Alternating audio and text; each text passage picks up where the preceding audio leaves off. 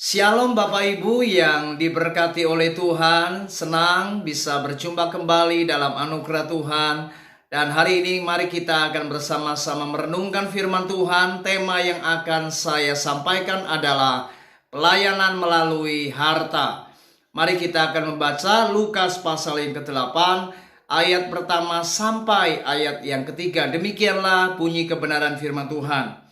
Tidak lama sesudah itu Yesus berjalan berkeliling dari kota ke kota dan dari desa ke desa, memberitakan Injil Kerajaan Allah.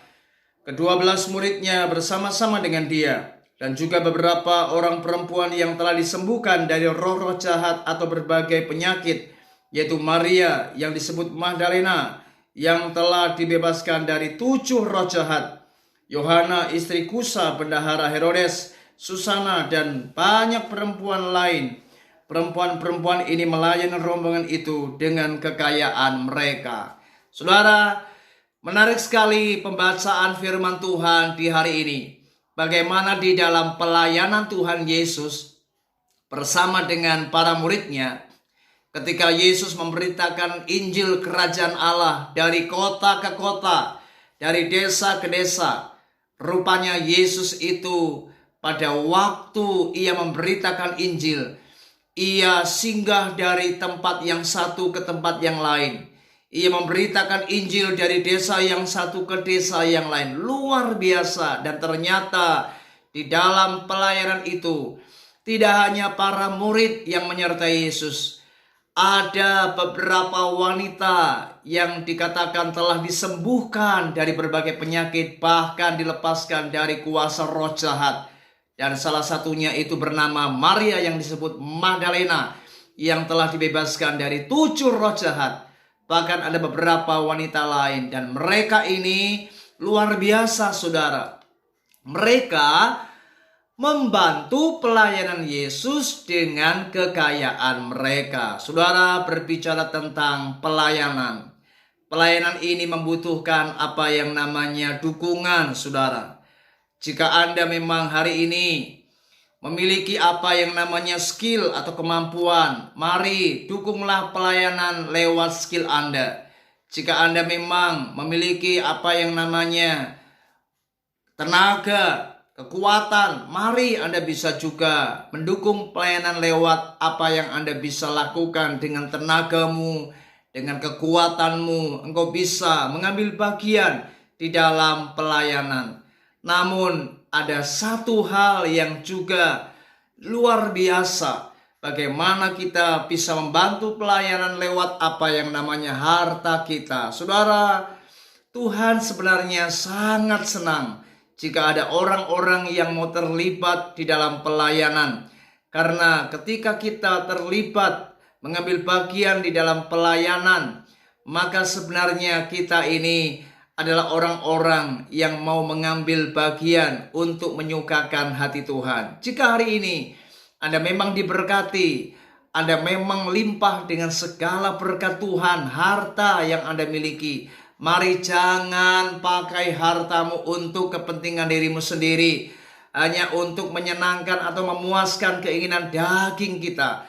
Tapi mari belajar sebagai anak-anak Tuhan, ketika kita diberkati, jadilah berkat.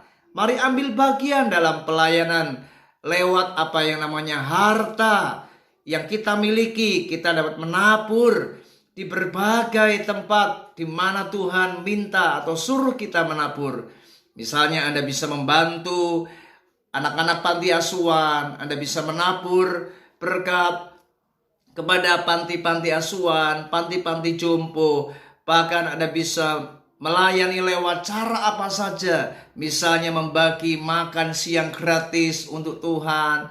Ya, Anda bisa juga melakukan apa yang namanya baksos, yaitu bakti sosial. Anda bisa menabur kepada mereka-mereka yang membutuhkan. Saudara, bahkan Anda juga bisa mensupport akan pelayanan hamba-hamba Tuhan, para penginjil. Bahkan Anda bisa juga mengambil bagian di dalam pelayanan di sebuah gereja.